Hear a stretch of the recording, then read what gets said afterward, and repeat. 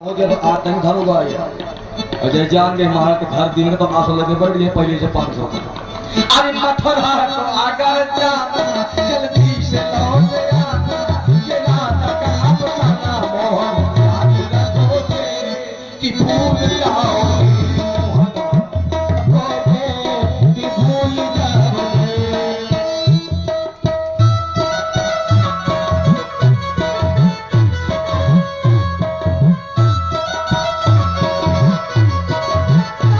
मथुरा तो अगर जाना जल्दी से लौट आना तुम बहुत लड़ाना मोहन याद रखोगे कि भूल जाओगे मोहन याद रखोगे कि भूल जाओगे।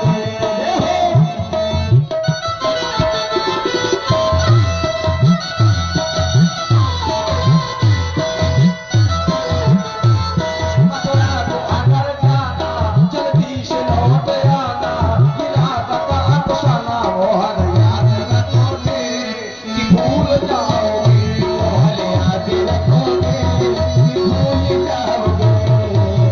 ध्यान जा भगवान का नैया जमुना के उस पार हुए तो भगवान का नैया रथ से नीचे उतर गए। चाचा अक्रूर जी से बोल के कहा चाचा अब तुम जाओ और जा करके मामा कंस को सूचना कर देना कि कृष्ण बलराम का मथुरा की गलियों में आगमन हो चुका है। ध्यान दीजिए भगवान का नैया मथुरा में प्रवेश किया तो भगवान का नैया की सबसे पहले भेंट हुई किससे? 3 जगह से टेढ़ी कुब्जा माई से। अब कुब्जा सोने की थाल में घिसा हुआ चंदन लिए है। तो भगवान का नैया कुब्जा से बोल रहे माई चंदन मेरे लगा दे। तो कुब्जा बोल के कहा कन्हैया बेटा मैं चंदन उसी के लगाते हो। कहा किसके?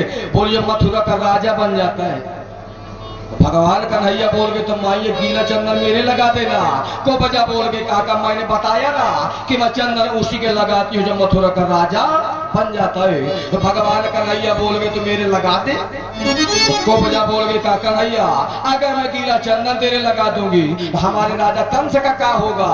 भगवान कन्हैया बोल के कहा माई यह गील चंदन तो मोरे लगा दे और सकारी तुम्हारे राजा कंस का छूरे चंदन की जरूरत पड़ी मानो मर जाएगी।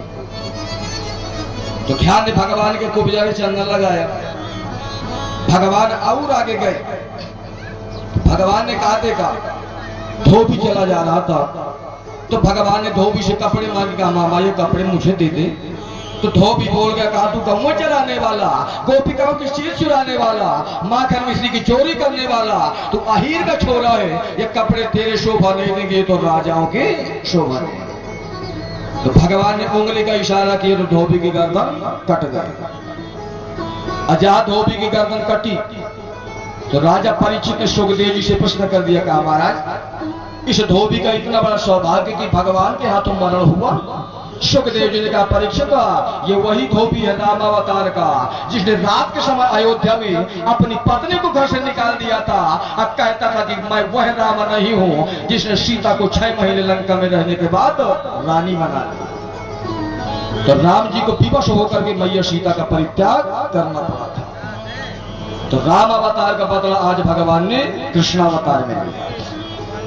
भगवान और आगे गए तो दर्जी के द्वारा नाप के कपड़े बनाए गए, माली के द्वारा माल्यार्पण हुआ। ध्यान दे धीरे धीरे करके भगवान पहुंचे कंस के युद्ध स्थल दरबार। और जहां भगवान कंस के दरबार में पहुंचे तो ध्यान दे कंस राक्षस है लेकिन वहां माताएं बैठी हैं, जवान बैठे हैं, संत बैठे हैं, छोटे छोटे बच्चे बैठे हैं, युवा बैठे हैं, पहलवान बैठे हैं। जहां भगवान का नैया पहुंचे तब मल्ला नाम सनिर्णा। मल्ल माने होता है पहलवान। जहां पहलवानों की दृष्टि पड़ी कन्हैया के ऊपर तो पहलवानों को लगा कि ये तो पहलवानों का पहलवान चला आ रहा है। नरवर स्त्री नाम ईश्वर हो मोतिमान। स्त्रियों ने देखा कन्हैया को तो स्त्रियों को लगा कि साक्षात कामदेव चला आ रहा है। बूढ़ी माताओं ने देखा तो बूढ़ी माताओं को लगा कि हमारा बेटा चला आ रहा है। तब तो परम योगी नाम योगियों ने देखा तो योगियों को लगा कि हाँ ये तो योगियों का योगी चला आ रहा है। संतों की दृष्टि पड़ी भगवान के ऊपर और संतों ने जहां भगवान को देखा तो संतों को लगा कि ये तो हमारा भगवान चला आ रहा है। लेकिन ध्यान जी समय कंस ने देखा, कंस की दृष्टि पड़ी कन्हैया के ऊपर, तो कंस ने कहा देखा, कंस ने देखा कि मृत्यु भोज पतेर विराट विदुषा। कंस ने देखा कि मेरी मौत बहुत बड़ा रूप धारण करके चली आ रही है। तो वेद व्यास ने इतना बड़ा श्लोक लिखा, और इस श्लोक का अर्थ गोस्वामी तुलसी बाबा ने हिंदी में रामचरितमानस में परिवर्तित किया।